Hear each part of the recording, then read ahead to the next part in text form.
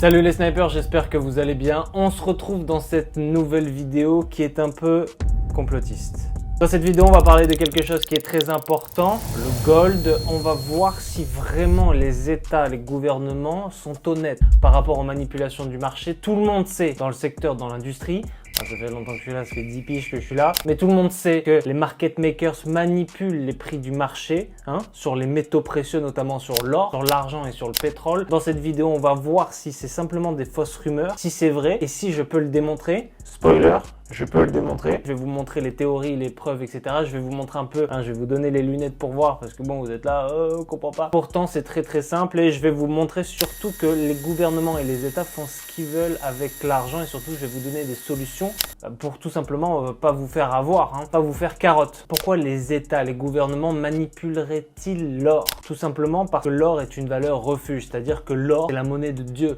L'or et le silver, ce sont les monnaies de Dieu, c'est-à-dire que depuis toujours, l'or a été mis dans la balance pour faire des transactions, etc. C'est pour ça qu'on m'appelle le gold, etc. parce que je suis stylé. Tout simplement parce que l'or a beaucoup de valeur et qu'en période de guerre, en fait, on va garder l'or, on va le coffrer et qu'après guerre, on va essayer de le revendre. C'est pour ça qu'en fait, le flux monétaire de l'or est quasi stable, etc. C'est pour ça que c'est un bon investissement de manière générale. C'est pour ça qu'on dit investissez dans l'or parce que l'or ne perd jamais de valeur. C'est un peu vrai, mais c'est surtout en partie artificielle, tout simplement parce que les États, les gouvernements, vont manipuler le cours de l'or et donc on va voir que l'or perd de la valeur au fil du temps. Dans cette vidéo, on va examiner les théories. Je vais vous emmener tout au fond des abysses, dans le terrier du lapin pour vous montrer que les gouvernements et les États ne sont pas honnêtes, aussi honnêtes qu'ils aimeraient le faire croire. Et je vous avais dit que j'allais commencer à faire les enquêtes et à démasquer un peu les PNJ coincés dans les limbes. On va démasquer un petit peu tous ceux qui se prennent pour des banquiers, mais qu'en réalité font beaucoup plus de mal à la population parce que vous allez voir que manipuler l'or a beaucoup d'impact dans nos vies, plus que vous ne le pensez. C'est ce que je vais vous expliquer dans cette vidéo qui est une vidéo enquête Goldfinger. Je vais mettre mes lunettes et c'est parti. On va commencer par les théories du complot. Pyramide, œil, pyramide. Il y a beaucoup de théories qui disent pourquoi l'or perdrait-il de la valeur et pourquoi l'or est suspecté surtout d'être manipulé par les gouvernements tout simplement depuis l'apparition de l'or papier, le paplard, les billets. La première théorie, c'est qu'il y a la vente massive d'or papier. Il y a des certificats, des contrats d'or papier qui ont été vendus en masse plus que ce que cela représente d'or physique. Quand il y a du paplard, du papier en jeu, c'est un problème parce que tout simplement on perd la valeur de quelque chose de physique. Forcément, si j'ai 1 kilo d'or chez moi et je peux créer des certificats d'or papier, je vais jouer sur la malhonnêteté et je vais t'en vendre 10 millions. Je vais t'en vendre autant que je puisse créer de papier. C'est logique, c'est la base de la monnaie, c'est comme ça aujourd'hui. Notre monnaie est dévaluée. Pourquoi? Parce que logiquement, on doit baser notre monnaie sur ce qu'on appelle un étalon or. Or, depuis 1971, on a abandonné cet étalon or. C'est-à-dire que nos bases d'or, de gold, nos réserves, en fait, n'ont plus de lien avec l'argent réel qui peut circuler. C'est un problème parce que c'est ça qui crée les bulles spéculatives, en gros, les crises, je dirais. Le problème, c'est que les pays mentent. C'est-à-dire que si j'ai 1 kilo d'or chez moi, et que je te vends un substitut papier d'or, mais qui ne vaut pas 1 kilo parce que je vais vendre autant de papier que je vais vendre, c'est de la planche à billets, c'est-à-dire que je vais vendre des certificats or, mais qui n'ont plus de valeur associée à mon kilo d'or. Forcément, si j'ai qu'un kilo d'or à vendre en papier, je vais pas aller bien loin. C'est exactement le raisonnement des gouvernements. Et les certificats sont vendus en masse, tout simplement pour se faire du profit. La recherche du profit, quand tu es greedy, quand tu es cupide, ça dévalue complètement l'or.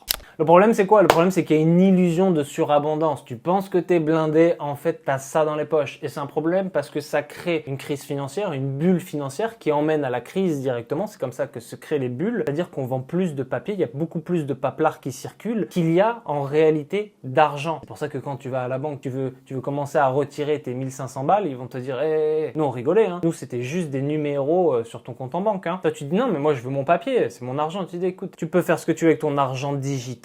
Et c'est le problème aujourd'hui des bulles financières spéculatives avec l'argent digital. Tu peux faire ce que tu veux avec ton argent digital, mais retirer en cash, c'est chaud. Il n'y a pas assez de papier pour tout le monde. Si demain, on va tous à la banque, on retire, ça va pas être possible. Ça va pas être possible et ça va faire effondrer tout simplement les banques parce que l'argent aujourd'hui, il ne se repose sur rien. Alors forcément, tu vas me dire, ouais, mais Alex, c'est une théorie, etc. C'est pas possible. Ils sont pas aussi irresponsables au sommet de la pyramide.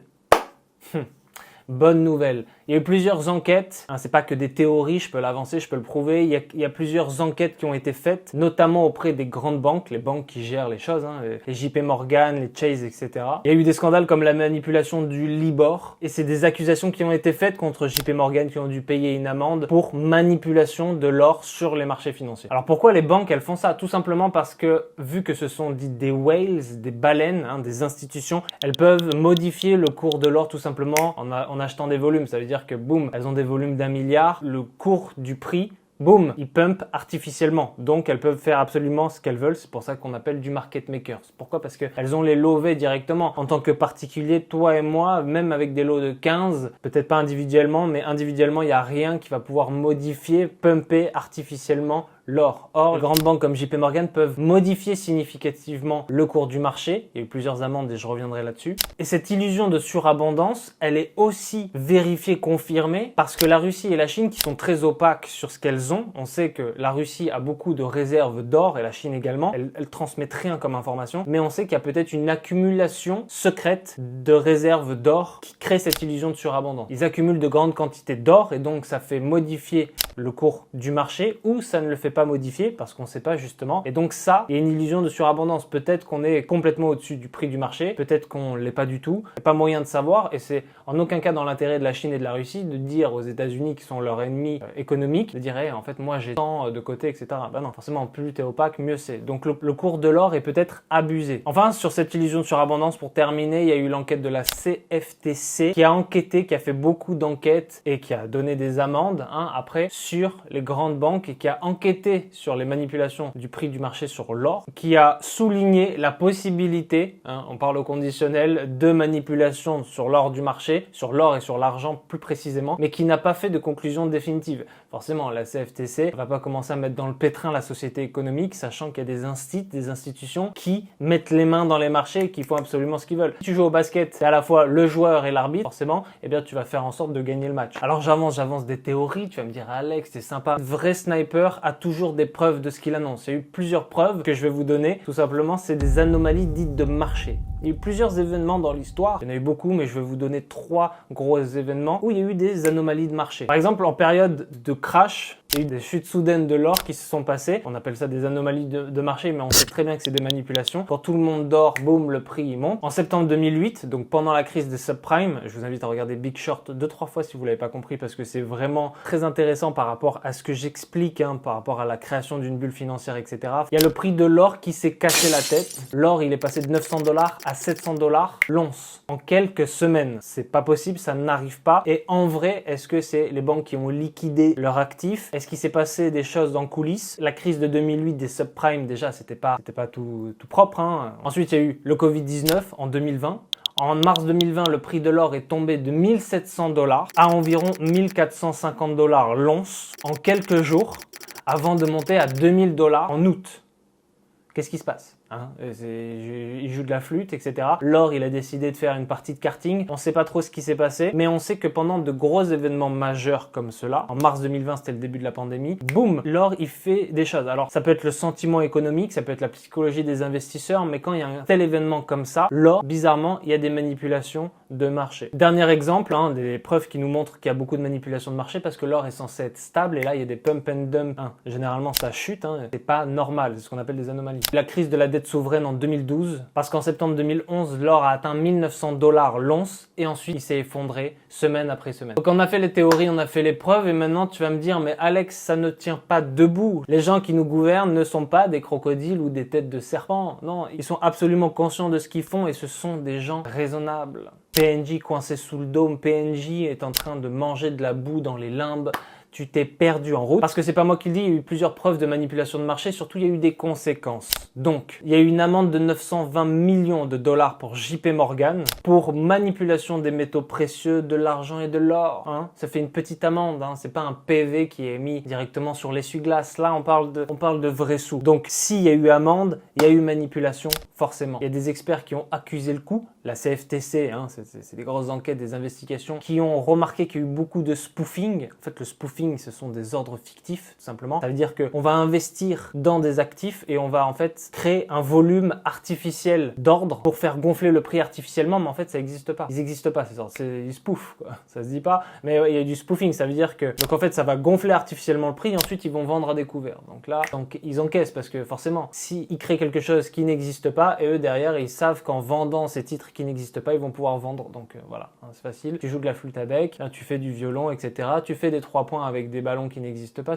Quand tu es l'arbitre du jeu, tu fais ce que tu veux. Il y a un excellent article que je vous invite à voir de Volted qui explique les pratiques de spoofing. Je mets ça en description, je mets ça ici, etc. De toute façon, j'ai toutes les preuves de ce que j'annonce, c'est évident, hein, c'est évident parce que c'est sorti dans la presse. Je sors pas tout ça de mon chapeau, hein, je suis le Goldfinger pas pour rien. C'est vrai que des fois, je fais des vidéos marrantes, etc. Mais j'ai de la bouteille. Ça fait 10 piges que je suis là et on connaît les choses, hein, dans l'industrie. Donc cet article, il montre un peu les pratiques de spoofing. C'est les ventes à découvert pour créer une pression artificielle sur les prix des métaux précieux. Donc c'est très intéressant. À ceux qui s'intéressent, je vous invite à lire. Enfin, pour les manipulations, etc., c'est souvent des témoignages, des annonces publiques dites de conférences de presse, de Goldman Sachs par exemple, qui va influencer le prix du marché, qu'on appelle des délits d'initié. Forcément, le mec, il va dire oui, on pense acheter tant d'or, etc. Alors tous les investisseurs, hein, vous et moi, et même des plus petites whales, hein, des plus petites baleines, il y a les baleines, mais etc. Il y a toute la chaîne alimentaire, hein, ça dépend des hedge funds qui gèrent tant de capital, etc. Goldman Sachs, il prend le micro, il dit ouais, peut-être qu'on va acheter de l'or là cette semaine, etc. Tout le monde achète de l'or, finalement ils achètent. Eux, ils vendent derrière, donc forcément, c'est des délits d'initié. Derrière, ils payent des amendes, mais le profit qu'ils se sont fait en faisant ce délit d'initié rembourse l'amende et rembourse en plus,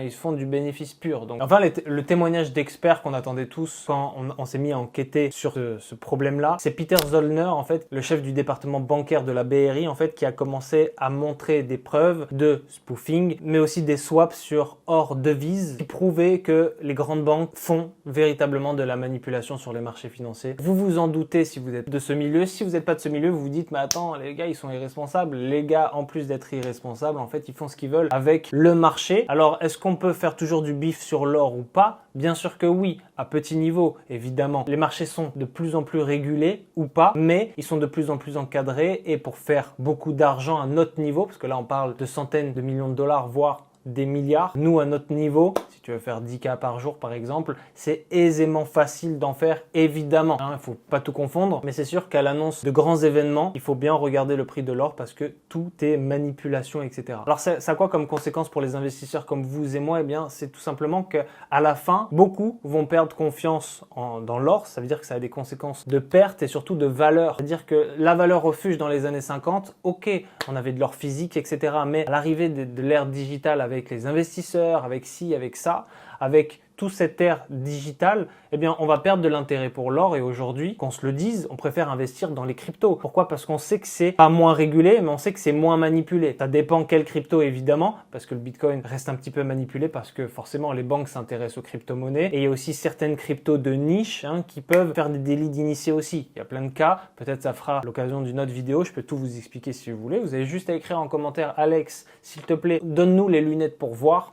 Et je fais une vidéo là-dessus. Il y a beaucoup de manipulations sur les marchés financiers. Nous, ça nous dérange peu à notre niveau parce que finalement, on fait pas beaucoup. Si je fais entre 1 et 5 000 euros par jour, ce qui est énorme pour un particulier, les hedge funds et les institutionnels, eux, vont faire 500 millions par jour, quelque chose comme ça. Donc, c'est pas comparable et eux, à leur niveau, eh bien, c'est très intéressant parce que forcément, si tu es l'arbitre et en même temps le joueur, tu es sûr de gagner le match. Tu vas me dire, mais ouais, mais de toute façon, tout ça, c'est vieux, etc. Ça date pas d'hier. En 2021, il y a eu la condamnation de 2 traders de banque et de la Bank of America qui ont été condamnés pour manipulation des métaux précieux sur les marchés des contrats à terme par le biais de spoofing. Le spoofing, je vous ai dit, c'est les ordres fictifs. Et ça c'est un problème parce que quand les traders de banque sont autorisés, ils ont le tampon, hein, comme Jérôme Kerviel, hein, parce que après ça devient un scandale, mais quand ils ont le tampon pour le faire au moment où ils le font, il y a des conséquences, il y a beaucoup de pertes pour les investisseurs, etc. C'est-à-dire que moi, par exemple, j'investis, je sais pas, 50 000 euros dans l'or, et les mecs, ils s'amusent sur leur ordi, ils font les geekos.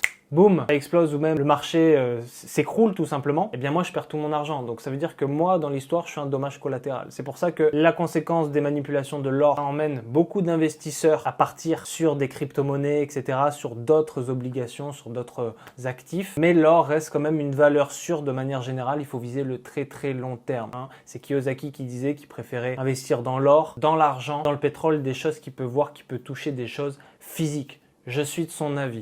On arrive à la fin de cette vidéo les snipers, j'espère que vous avez apprécié mon enquête. C'est une enquête qui a été faite en amont, forcément j'ai taffé, on taffe. Mais c'est surtout quelque chose qui est très très connu dans l'industrie, les manipulations. C'est pas genre les marchés financiers c'est le monde des bisounours, ça c'est les PNJ qui pensent comme ça. Le monde des marchés est souvent comparé à un océan, avec les requins, les baleines et les crevettes, etc. Parce que c'est très difficile de faire sa place, mais il y a du cash à faire pour tout le monde. C'est pour ça que le Forex, qui reste aussi un marché manipulé, forcément, tout le monde manipule les marchés, et ne serait-ce qu'avec les fluctuations boursières, on peut appeler ça des manipulations. Sauf quand c'est volontaire, comme sur l'or par exemple, où on sait que c'est JP Morgan parce qu'on a tout l'historique des trades, la CFTC, elle met le nez dans les comptes, elle dit les gars, vous avez déconné, oui on a déconné, tiens, amende de 950 millions, et puis ils s'en foutent, parce que finalement dans l'histoire ils ont fait 10 milliards, donc c'est que dalle. Effectivement ça a des conséquences pour nous investisseurs quand on est au mauvais moment, au mauvais endroit. Les solutions pour pallier à ça, c'est quoi? C'est tout simplement la formation, ça veut dire se former, comprendre, comme ce que je fais avec vous ici, comprendre comment marche un marché financier. La compréhension vous garde de l'arnaque, etc. Surtout depuis toujours, je vous dis de ne pas mettre tous vos œufs dans le même panier. On pourra aussi parler des brokers, je pourrais revenir sur la manipulation des brokers, etc. Il y a des brokers qui étaient des institutions. Il y a eu beaucoup d'exemples de manipulation parce que dès qu'il y a du cash, l'humain il devient cupide, il devient greedy. Donc forcément, ça a des conséquences pour nous investisseurs. Donc ne pas mettre tous ses œufs dans le même panier, first. Seconde, diversifier ses actifs, mettre dans le gold, dans les crypto-monnaies. Et ensuite, se former, comprendre un peu les marchés. Les gars, si vous investissez dans quelque chose que vous ne comprenez pas, forcément, vous n'allez pas devenir millionnaire. Et si vous le devenez, c'est sur un coup de chance, donc vous ne pourrez pas le répéter. Donc forcément, il faut faire marcher les deux putains de neurones. Et surtout, essayer de comprendre de quoi sont faits les marchés et de devenir réaliste. Les marchés financiers, c'est pas les bisounours. On arrive à la fin de cette vidéo, les snipers. Si vous souhaitez avoir ce que je vous ai dit, comment diversifier, avoir un tremplin pour vivre du trading, etc., sachez que c'est possible. Forcément, discipline, persévérance, constance, comprendre les choses, ouvrir les yeux, sortir des limbes, PNJ, péter le dôme, comment faire, rejoindre BR tout simplement. Tout est en description les snipers. Dans BR, on t'explique pas à pas comment faire pour esquiver les manipulations des fluctuations boursières et surtout mettre un pas en avant et mettre un crochet pour finalement gagner la partie, gagner le match. BR, ça rime avec guerre parce qu'on fait la guerre tous les jours sur les marchés financiers et je vous invite à comprendre les choses. Et si ça vous a plu ce genre de format, écrivez-moi en commentaire. Alex, ce genre de format m'a plu. J'adore ta coupe de cheveux, j'adore ton t-shirt. J'en veux 5000. Tu m'écris ça en commentaire et moi je te répondrai si c'est bien écrit avec peu de fautes d'orthographe. On arrive à la fin de cette vidéo les snipers. Vrai sniper ne meurt jamais. Vrai sniper ne ment jamais et fait des enquêtes. Dites-moi si vous en voulez des nouvelles. Vraie parole de sniper.